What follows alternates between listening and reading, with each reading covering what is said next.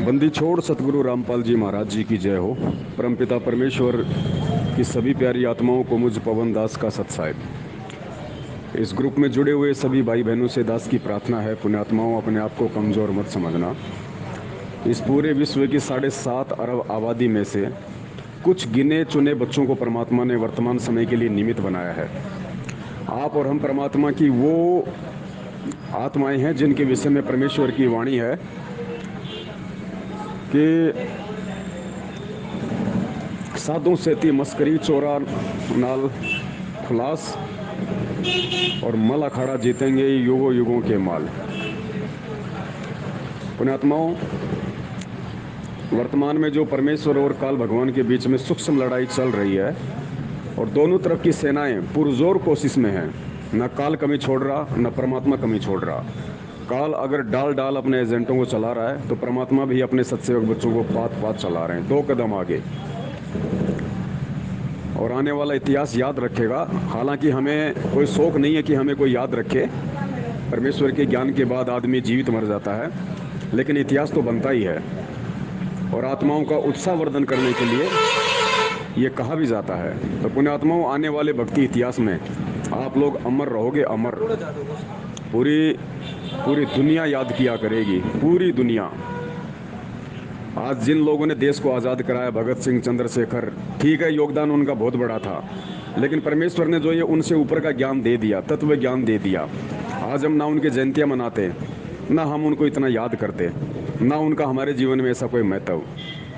वो भी फीकी पड़ गई वो कुर्बानियाँ जिन्होंने देश के लिए अपनी कुर्बानियाँ दे दी। लेकिन अब उनकी जो कुर्बानियाँ हैं, जो बलिदान है, जो हिम्मत है, जो सांस है, जो संघर्ष है, वो इस कलयुग के अंत तक अनवरत रहेगा, श्रवण अक्षरों में इतिहास में लिखा जाएगा। पुण्यात्माओं, दास का तो परमात्मा ने ये नशा उतार दिया है और आप लोगों का भी लग रहा है उतरने, परमेश्वर की दया से। मैं सिर्फ इतना कहना चाहूँगा, बना बनाया मटेरियल आप लोगों को मिल रहा है, कुछ नहीं करना पड़ रहा आपको। अपने कुछ बच्चों को निमित्त बना के परमात्मा ऑडियो वीडियो सब कुछ बनवा रहे हैं। कहाँ से मैटर आता है, कितना बोलना है, कैसे बोलना है, क्या बोलना है, क्योंकि इस समय आपको अच्छे से पता है अगर एक शब्द भी हमारा अगर ज्ञान विरुद्ध मुंह से निकल गया, एक शब्द भी अगर हमारा कोई भक्ति या परमात्मा के अगर खिलाफ गलती से भी निकल गया, तो उस गलती से निकले हुए शब्द को भी काल बहुत बड़ा हथियार बना लेगा संगत को दोबारा से नीचे गिराने में। क्योंकि काल एजेंट तैयार खड़े हैं आँख नाक कान खोल के कि ये सत्सेवक कोई गलती करें और हम इनकी गलतियों को मोहरा बनाएं और जागते हुए भगत समाज को फिर से भांग का नशा चढ़ा दें। आप लोगों ने बहुत ही सावधानी से चलना है। और ये जो सेवा परमेश्वर ने आप और हमें बख्शी है, पुण्यात्माओं, इस सेवा का कोई वार एंड पार नहीं है। जो सेवा खुद वो परमात्मा सतगुरु रूप में कर रहा, वही सेवा उन्होंने आप और हमें दी है। सोचो कितनी बड़ी रजा और मेहर उस परमात्मा की हम गिने चुने सत्सेवकों पे है, गिने चुने लोगों पे। 20 लाख के आसपास उनके भगत हैं, सभी उनकी प्रिय आत्माएं, सभी उनकी प्यारी आत्माएं। लेकिन उनमें से भी परमात्मा ने, क्योंकि स्कूल में अगर टीचर हो, 1000 बच्चे स्कूल में पढ़ते हों, वो सभी बच्चे उस टीचर को प्रिय होते हैं। वो टीचर नहीं चाहता कि कोई बच्चा फेल हो, लेकिन अगर उसका खुद का बच्चा भी उसी स्कूल में पढ़ रहा हो ना, तो टीचर का उस बच्चे से विशेष लगाव होता है। तो वो स्थिति आज वर्तमान में 20 लाख की संगत में से हम सत्सेवकों के साथ है। आज परमेश्वर ने हमें अगर निमित्त बनाया है तो ज़रूर हमारे अंदर कुछ परमात्मा ने देखा है। युगों युगों से परमात्मा ने हमारे अंदर वो संस्कार डाले हैं, वो भक्ति के जो गुण हैं परमेश्वर ने हमारे अंदर औरों से ज़्यादा डाले हैं। हमें परमात्मा ने भक्ति का पहलवान बनाया। आज से पहले परमात्मा ने हमें खुद ये दाव पेच परमात्मा ने हमें सिखाए, काले एजेंटों से कैसे लड़ा जाता है। वरना आज आप और हम जो संघर्ष कर रहे हैं, ये संघर्ष कोई नहीं कर सकता। ब्रह्मा विष्णु महेश भी ये संघर्ष नहीं कर सकते जो संघर्ष परमात्मा सीधी काल से टक्कर आज आप और हमसे दिलवा रहे हैं। ये छोटी बात नहीं है। और दुनिया के किसी भी पंथ और संतों को आप देख लो, उनमें ये झगड़ा नहीं होता, ऐसा नहीं होता उन पंथ और संतों में। क्यों नहीं होता? क्योंकि उनका मार्ग ही उल्टा होता है, अज्ञान से लबालब होता है। उनको मतलब ही नहीं है अपने मोक्ष से, उनको मतलब ही नहीं है किसी से। कोई भाड़ में जाए, कोई खा रहा है तो खा रहा है, कोई पी रहा है तो पी रहा है, कोई किसी को लूट रहा है तो लूट रहा है। क्योंकि वहाँ तत्व ज्ञान नहीं है, वहाँ आत्माओं को जगाने वाला ज्ञान नहीं है, वहाँ आत्मा की जो पूर्ति करता है ये तत्व ज्ञान, ये सत्संग, आत्मा की खुराक नहीं है वहाँ पे। तो उनको मतलब नहीं है। लेकिन हम क्यों कर रहे हैं? हमें क्या मतलब था इन लोगों से? हम क्यों अपना सब कुछ छोड़ छाड़ के और दिन रात इस सेवा में लगे हुए हैं, सच्चाई को ऊपर लाने के लिए? अपना सिर भी परमात्मा के चरणों में समर्पित कर रखा कि परमात्मा आपका है, जब चाहो तब ले लो, बस अपने चरणों से सेवा से दूर मत करना। ऐसा क्यों? जबकि ना हमें कोई पेंशन मिल रही। आज हम बड़ी मुश्किल से अपने मोबाइल का रिचार्ज भी करवा पाते हैं, क्योंकि काम धंधे भी है नहीं, आप सबको पता है। ऊपर से हम पूरा परिवार हमारा, अब मैनेजमेंट तो लोगों को लूट लूट के खा रहा है, उनको तो टेंशन ही नहीं है खाने कमाने की। ये तो आप और हमारे सामने टेंशन। तो उस पूर्ति के बाद भी हम लोग जो परमेश्वर की सेवा कर पा रहे हैं, ये परमात्मा की विशेष दया है। और आने वाले समय में परमात्मा अलग छांट देगा अपने बच्चों को अलग।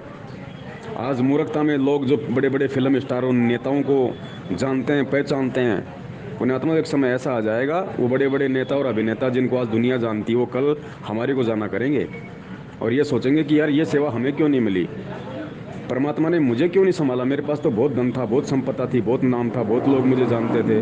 उस समय अगर मुझे परमात्मा अपनी शरण में ले लेते और ये सेवा दे देते तो सब लोग मेरी बात मान लेते, लेकिन उनको ये सेवा नहीं मिल सकती। पुण्यात्माओं, आज परमात्मा चाहे तो प्रेरणा करके अमिताभ बच्चन को नाम दिला दे, और अमिताभ बच्चन अगर सत्सेवकों की तरफ हो जाए और ये कह दे भाई मैनेजमेंट गलत है, तो सब मान लेंगे, बिना प्रमाणों के मान लेंगे उस अमिताभ बच्चन की बात को। लेकिन परमात्मा ऐसा नहीं करता ना।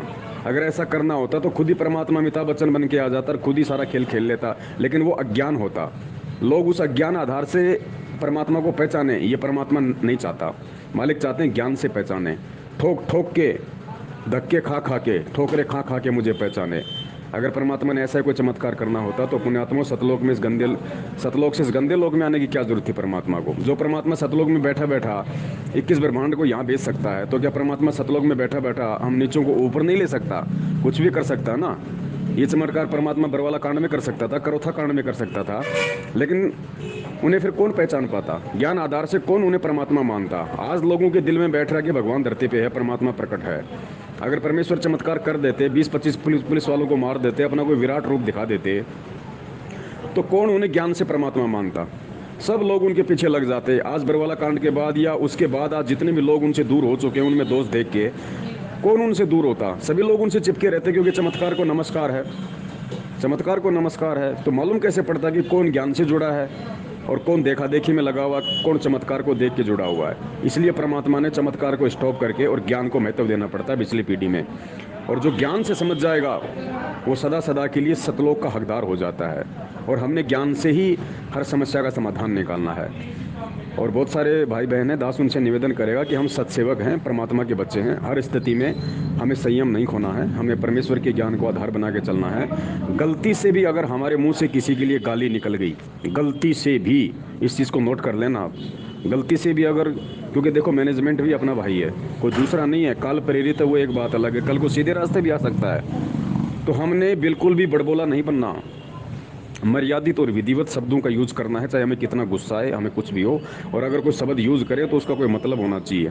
दास ने पिछली वीडियो में जो गधा और गधी शब्द यूज किया है गुरुजी की बेटी और पत्नी के लिए, तो देखो लोगों की नज़रों में गुरुजी की पत्नी और बेटी है, हमारी नज़रों में नहीं है, क्योंकि हमें परमेश्वर ने ज्ञान दे दिया। परमात्मा अजन्मा है, स्वयंभू है, सतगुरु है, वो प्रकट है, उनका कोई बेटा बेटी नहीं है। गधा और गधी का फिर दास ने अर्थ भी बताया कि भाई गै से गधा और धा से धारणा, गै से गलत और धा से धारणा, जिस व्यक्ति की धारणा गलत होती है उसको गधा कहते हैं। गधा कोई गाली नहीं है। गधा तो गुरुजी भी सत्संग में बोल देते हैं बार बार कि उन गधों की समझ में नहीं आया, तो गुरुजी ने गाली थोड़ी निकाल दी। गधा तो हम भी अपने बच्चों को बोल देते कि गधे तुझे 3 बार बता दिया फिर भी तेरे समझ में नहीं आया।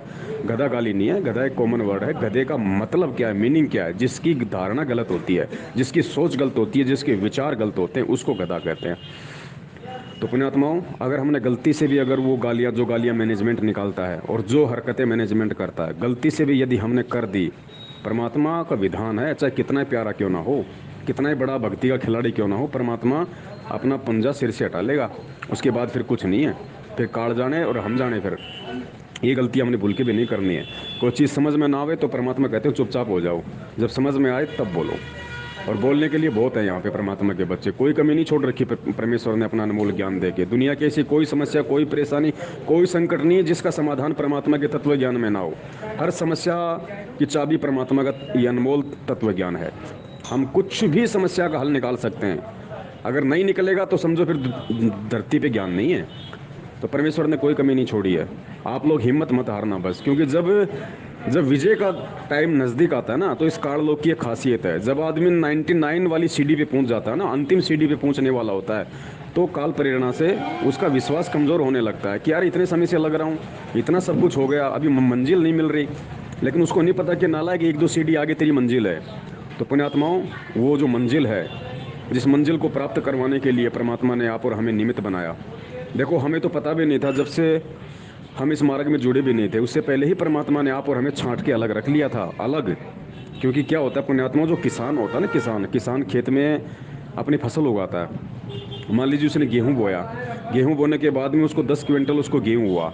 10 क्विंटल गेहूं में से वो घर पे ले आता है, कुछ खा लेता है, कुछ बेच देता है। लेकिन जो कुछ अच्छे गेहूं होते हैं, उस किसान को पता होता है कि इस गेहूं से मैं और गेहूं पैदा करूंगा, तो बीज रूप में कुछ गेहूं, 1 कट्टा आधा कट्टा अपने घर पे रख लेता है, और वो बीज वो किसी को नहीं देता। अगर कोई मांगता है डबल पैसे देगा तो भी नहीं देगा। खुद को अगर खाने की दिक्कत आ गई तो मार्केट से घटिया क्वालिटी का ले आएगा खरीद के, लेकिन बीज को हाथ नहीं लगाएगा। उसको पता है कि इस बीज से मुझे फिर से 10 क्विंटल पैदा करना है। तो पुण्यात्माओं, आप और हमें परमात्मा ने बीज रूप में रखा हुआ था इस कलयुग की बिचली पीढ़ी के लिए। और जैसे परमेश्वर आए, परमात्मा ने या तो ये भक्ति मार्ग जैसे स्टार्ट हुआ उससे पहले, या भक्ति मार्ग स्टार्ट होने के बाद में परमात्मा ने हमें यहाँ पटक दिया, हमें यहाँ पे जन्म दे दिया।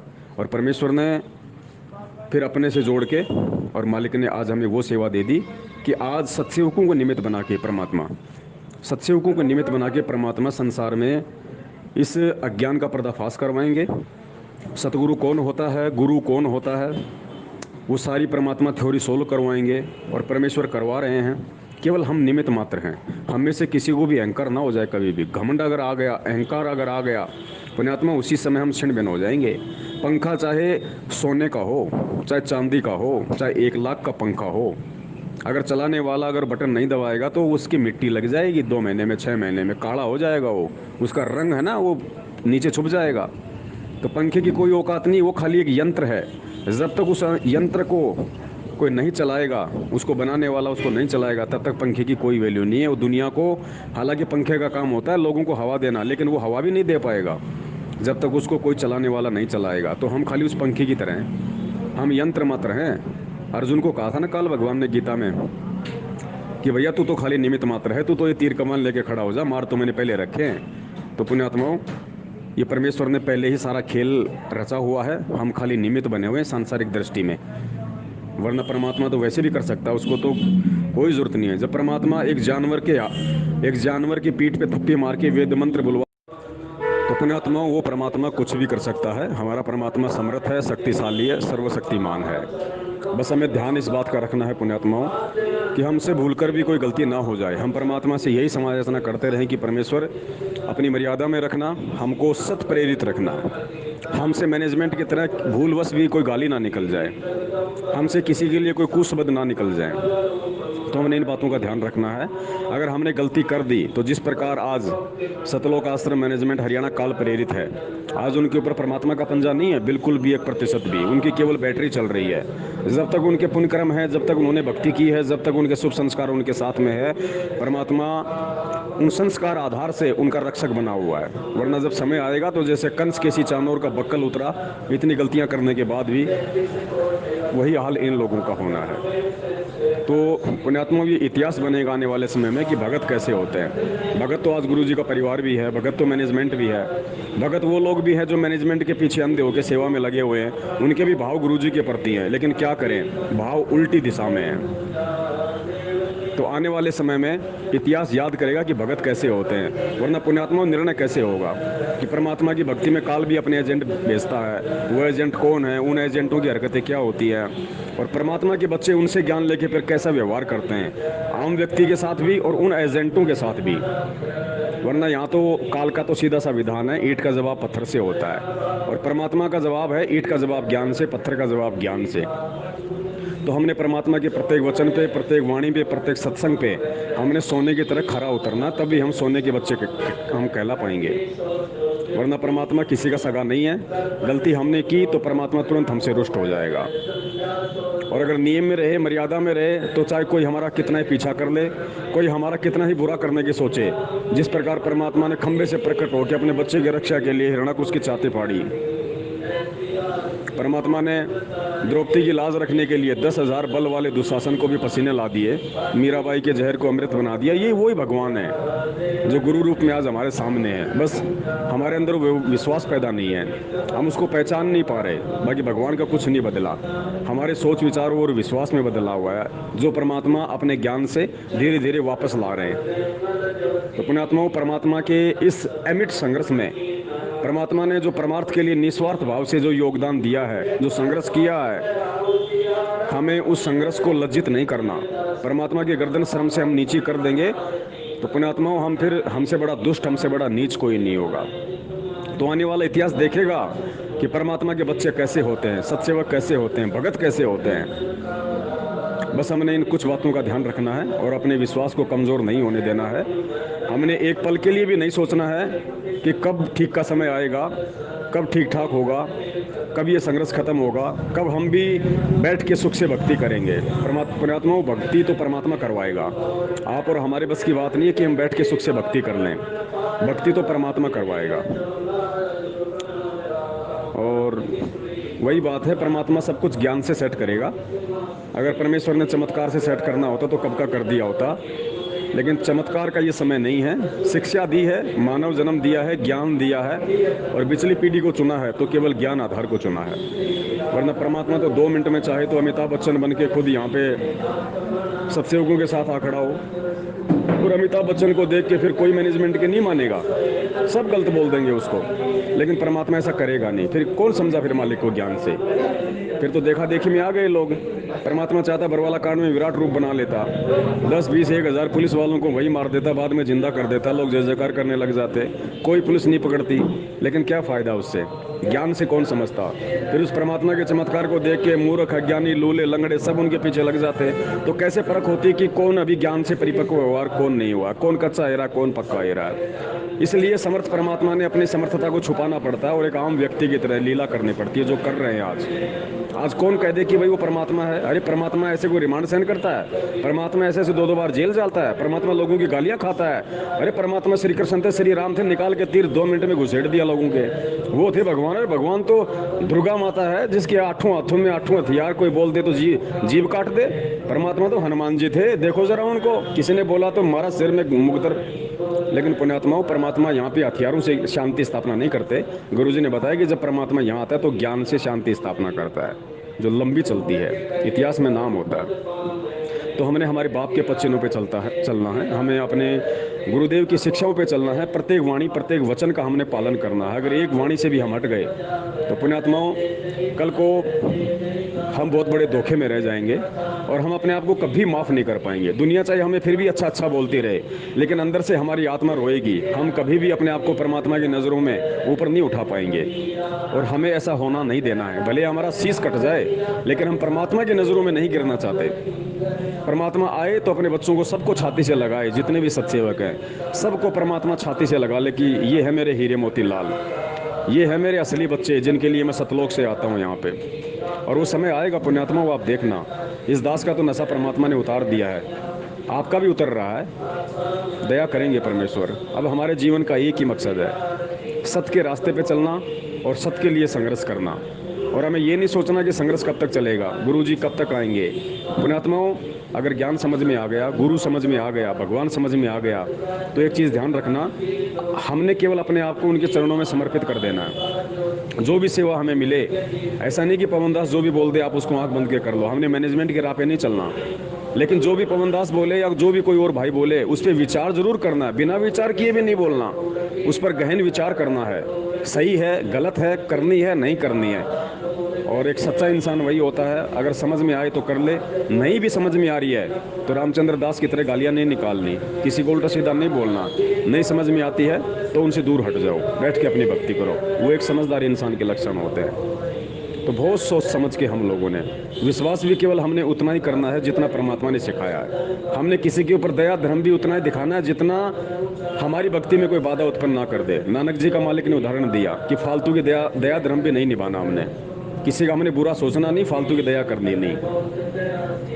हमें वो दया जरूर करनी है जिस दया से हमारे ऊपर कोई आंच ना आए, हमारी भक्ति पे कोई आंच ना आए। तो पुण्यात्मा इन सब बातों को ध्यान में रख के और ये विचार करना चाहिए कि हमें भगवान मिल गया, हमें वो वस्तु मिल गई जिस वस्तु के बारे में हम सोच भी नहीं सकते थे। किसी के बाप को नहीं पता था कि भगवान है कौन, कबीर भगवान है, किसको पता, कौन कौन विचार कर ले। लेकिन आज गुरु ने जी इतने लंबे संघर्ष के बाद गुरु जी ने 27 साल में धीरे धीरे लोगों को ये पहचान करवाई है कि Kabir is God, Kabir is God. तो सोचो कबीर की पहचान कराने वाला कौन, खुद कबीर। अब गुरु जी को कबीर, ये उनकी संगत के ही गले नहीं उतरेगा, लेकिन यही संघर्ष है। गुरुजी ने एक सत्संग में कहा था पुण्यात्माओं की, पुण्यात्माओं एक समय ऐसा आएगा इस धरती की मिट्टी मिट्टी बोलेगी Kabir is God, Kabir is God, Kabir is God.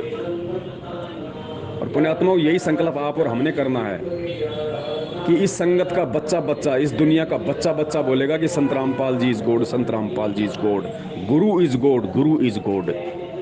और ऐसा ही होता है।